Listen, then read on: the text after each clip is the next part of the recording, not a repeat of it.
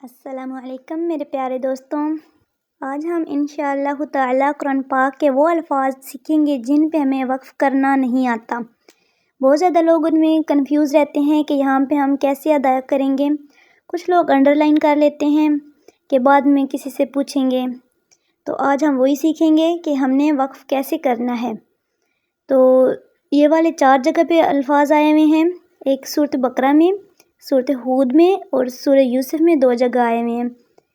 تو ابھی ہم سورۃ بقرہ کی دیکھتے ہیں، آیت نمبر 126 میں۔ تو یہاں پہ ہم چلے شروع کرتے ہیں۔ بسم اللہ الرحمن الرحیم۔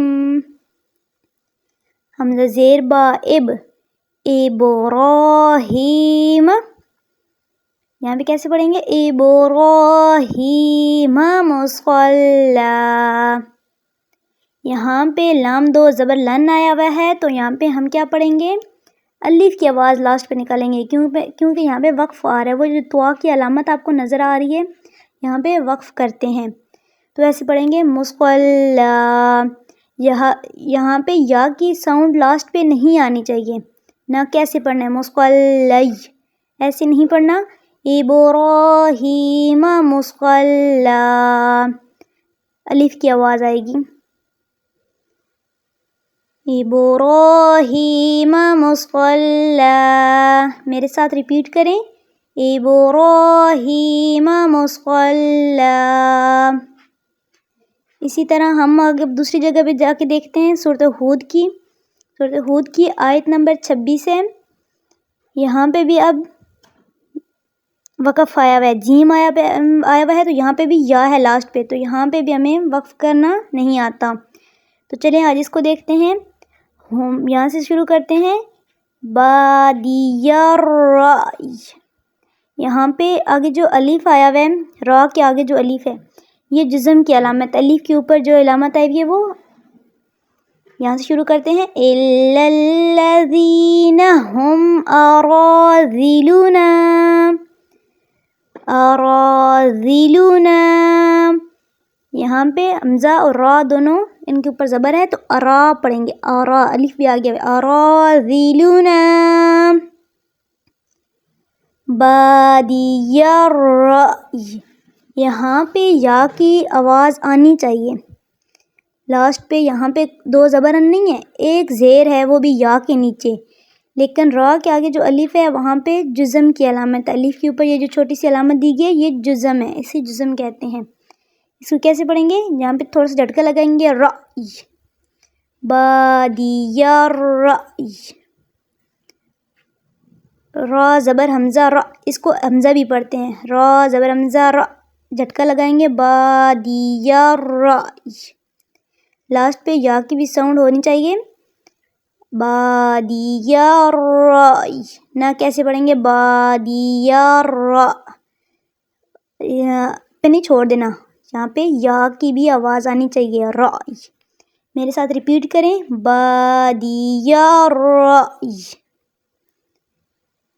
أَرَاذِلُنَا بَادِيَ الرَّأْيِ۔ اب آگے ایک اور جو لفظ ہے، تیسرے والا ہم لفظ اب دیکھیں گے۔ یہاں پہ کون سا لفظ ہے؟ مثوائی، یہاں سے شروع کرتے ہیں۔ قال، قال معاذ اللہ، اللہ لام سے پہلے اگر زبر آ جائے تو ہم پہ لام ہمیشہ موٹا پڑھتے ہیں، معاذ اللہ، انہ ربی احسن، یہاں پہ مد بھی آئی ہے، ربی احسن مثوائی، یہاں پہ بھی یا کی ساؤنڈ کریٹ ہوگی، کیسے؟ مثوائی، جیسے وہ پیچھے لفظ تھا رائی، تو اس میں اب یہ والا لفظ ہے مثوائی، تو کیسے پڑھیں گے؟ احسن مثوائی، یا کی بھی ساؤنڈ کریٹ ہوگی، مثوائی، احسن مثوائی، سا کو بھی تھوڑا نرمی سے ادائی کریں گے، مثوائی۔ امید کرتی ہوں آپ کو یہ سمجھ آ رہے ہوں گے۔ اگر آپ کو قرآن پاک میں اسی طرح کوئی بھی کسی لفظ پہ بھی کنفیوژن ہے تو آپ میرے سے کانٹیکٹ کریں، کسی بھی ویڈیو میں کمنٹ کریں، انشاءاللہ میں آپ کی وہ کنفیوژن دور کر دوں گی۔ انہ ربی احسن مثواي،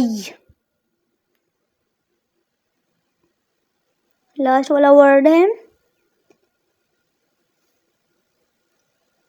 یہاں پہ کیا ہے؟ یہاں پہ 2 زبر ہیں، وہ بھی میم کے اوپر،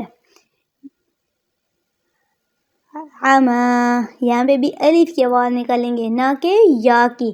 وَهُوَ عَلَيْهِمْ عَمًى، جیسے ہم نے سب سے پہلے سورۃ بقرہ کی آیت نمبر ہم نے 126 میں دیکھا تھا، وہاں پہ بھی جو لفظ تھا وہاں پہ بھی ہم نے کیسے پڑھا تھا؟ الف کی آواز نکالے گی نہ کہ یا کی۔ اسی طرح عَمًى، وَهُوَ عَلَيْهِمْ عَمًى، الف کی آواز نکالیں، 2 زبرن آ جائے یا کے سے پہلے تو ہم الف کی آواز نکالتے ہیں، عَمًى، اور یہاں ہمارے پاس کیا ہو گیا ہے؟ ساکن، یہاں پہ ہمارے پاس یا ساکن ہے، اس وجہ سے ہم کیا پڑھیں گے؟ عَمًى، وَهُوَ عَلَيْهِمْ عَمًى۔ جزاک اللہ العظیم۔